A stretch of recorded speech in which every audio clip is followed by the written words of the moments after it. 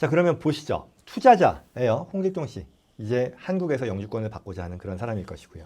그리고 투자 프로젝트사가 있겠죠. 이건 바로 뭐 대표적인 거는 뭐 부동산 개발사들이 될 텐데요. 펀딩이 필요한 거잖아요. 자금이 필요한 거죠. 이와 같은 개발 사업을 하니까 인력도 많이 고용을 해서 비즈니스를 하고 있는데 펀딩을 필요로 하는 것이고요. 서로 간의 니즈가 맞는 건데 여기에 들어가는 것이 리지널 센터와 이주공사인데 리지널 센터는 결국 이 브로커리지 역할을 하는 거죠. 미국의 이민국에서 라이센스를 받은 검증된 기관으로서 이와 같은 투자 프로젝트사들이 이 EB5의 디벨로퍼로서 자격을 갖추었는지를 평가하고요. 이런 프로젝트 개발사들과 투자자들을 연결해주는 역할을 결과적으로 하는 것이고요. 그리고 여기서 이주공사라고 하는 것은 이 리지널 센터에 말하자면 오프쇼어, 그러니까 해외의 어떤 서브 에이전트와 같은 그런 역할을 하는 거라고 보실 수 있겠죠.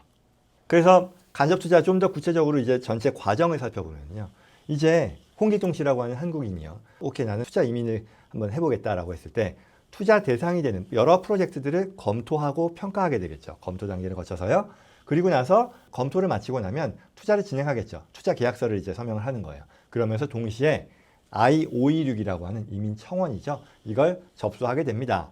그러면 그걸 통해서 임시 영주권을 받게 되는 건데 그러면 이 526이라는 걸 접수할 때 있어서 가장 필요로 하는 것은 내가 투자금으로 보내는 50만 불, 이제는 80만 불이 됐는데 이 80만 불의 자금 출처, 세금 잘 낸 돈이냐라는 것을 확보해야 되겠죠. 그런 증거와 텍스 클리어런스, 세무서로부터 받는 그런 과정이 필요한 것이고요. 그 다음에 이 526에 들어가는 것이 내가 투자하려는 그 개발 사업이 이 이후에 EB5의 목적에 충실하게 운영될 것이다라는 것을 보여주는 비즈니스 플랜이 같이 들어가게 될 겁니다.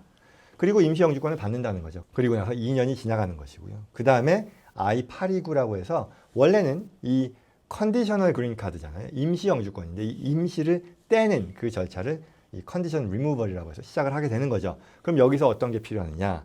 우리가 앞서 이 526 단계에서 비즈니스 플랜을 점검한다 그랬죠. 비즈니스 플랜에 대해서 이에 따른 실적이 나왔는지를 보여주는 겁니다. 그게 어떤 관점에서 나오는 거냐?